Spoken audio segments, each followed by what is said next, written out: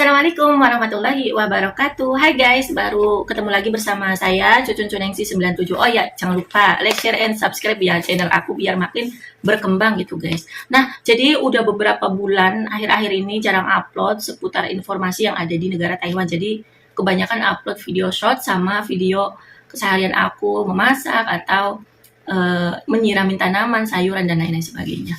Oh iya, aku mempunyai YouTube satu lagi khusus masak di sini ya. Jadi kalian boleh bantu subscribe, jangan lupa share dan juga dukung channel aku supaya makin berkembang. Oh iya, di sini saya akan memberitahukan informasi terkait seputar pekerjaan yang ada di negara Taiwan, informasi dari pemerintah Taiwannya, bukan pekerjaan sih, semacam kayak informasi aja terkait untuk kalian yang sedang bekerja. Nah, tadi barusan ada surat baru nyampe dari agensiku.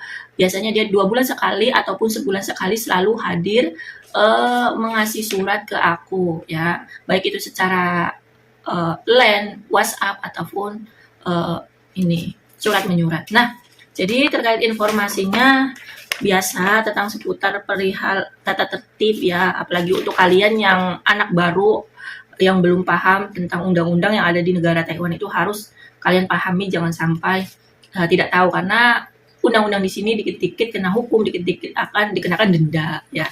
Jadi untuk kalian seringlah berhati-hati. Nah, akan saya bacakan informasinya ya. Di sini ada bahasa, yaitu bahasa Vietnam, bahasa Indonesia, bahasa Inggris, sama bahasa Mandarin. Nah, di sini akan saya bacakan dengan bahasa Indonesia ya.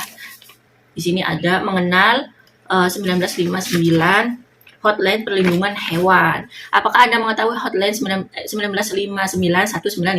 ya pada tahun itu?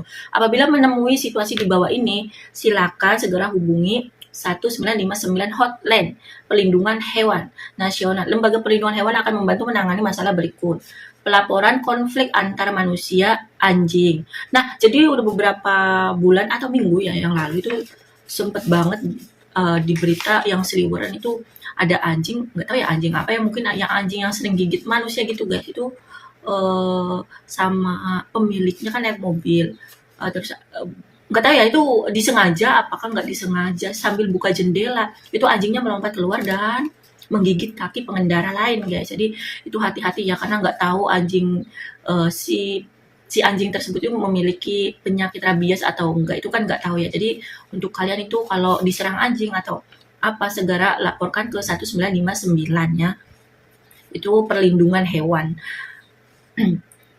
Anjing mengejar kendaraan, menggigit orang, tidak ada tindakan perlindungan dari anjing yang bersikap agresif.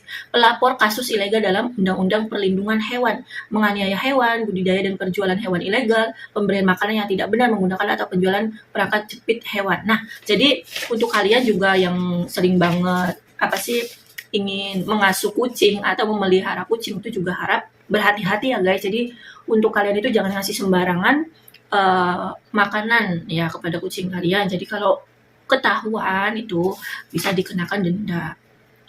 Konsultasi Undang-Undang Perlindungan Hewan, bagaimana pengurusan pengajuan subsidi sterilisasi untuk anjing dan kucing, bagaimana pengurusan registrasi hewan peliharaan. Jika memiliki pertanyaan terkait perlindungan hewan, silakan menghubungi hotline 1959. Jadi untuk kalian yang mempunyai peliharaan hewan ya, baik itu anjing ataupun kucing, untuk berkonsultasi silakan hubungi 1959. Pokoknya terkait perlindungan hewan di negara Taiwan itu sangat ketat guys. Jadi apalagi kalian yang memiliki hewan yang agresif ya seperti anjing itu. Jadi kalau dilatih dengan benar juga mungkin anjing tersebut tidak akan agresif banget terhadap orang lain. Akan tetapi kalau tidak dipelajari atau apa, itu anjing juga bisa menggigit orang lain guys. Itu kan sangat membahayakan bagi fisik dan mental kesehatan orang lainnya, apalagi yang anjingnya yang kotor terus mempunyai penyakit, itu sangat beresiko tinggi untuk manusia gitu ya. Nah, terkait ini yang kedua, sebenarnya banyak guys, itu agensi aku tuh ngasih informasi seperti ini setiap 1 bulan sekali, 2 bulan sekali. Next bakalan aku satukan aja ya baca. Ada juga beberapa yang belum aku baca nih. Terus di sini gastroenteritis menyerang. Nah, biasanya penyakit menyerang itu sakit perut atau apa gejalanya gitu ya guys, ya mual. Jadi untuk kalian yang sering bekerja di outdoor atau bekerja di sawah atau bekerja di bangunan, jadi itu sering-seringlah minum air putih yang banyak, terus jangan lupa sering kali cuci tangan. Apalagi untuk kita ya yang jaga orang tua, orang jompo, apalagi untuk kalian yang tinggalnya di rumah sakit, menjaga orang tuanya di rumah sakit atau di tempat jompo, itu wajib yang namanya masker wajib, terus cuci tangan wajib, minum air putih, minum air mineral yang banyak ya, sama mengonsumsi makanan yang sehat-sehat seperti buah, sayuran, dan lain-lain sebagainya. Nah, untuk next lanjut, ada beberapa lembar lagi terkait informasi ya seputar untuk kalian supaya harus berhati-hati.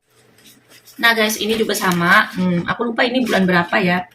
Oh iya, ini ada tulisannya bulan 1, bulan 2. Agensi aku mengirimnya bulan 1, bulan 2. Jadi ini juga sama, informasi dari agensiku terkait undang-undang yang ada di Taiwan, harus berhati-hati apalagi kita sebagai warga negara asing ya yang sedang bekerja di negara orang. Nah, sama bacaannya ada bahasa Inggris, terus bahasa Indonesia, bahasa Vietnam, dan bahasa China.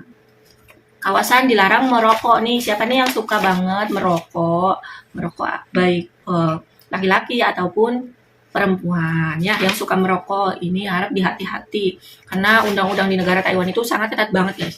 Jadi untuk kalian yang tinggal di perkotaan ya, bukan di kampung seperti aku ini kampung ya kawasannya.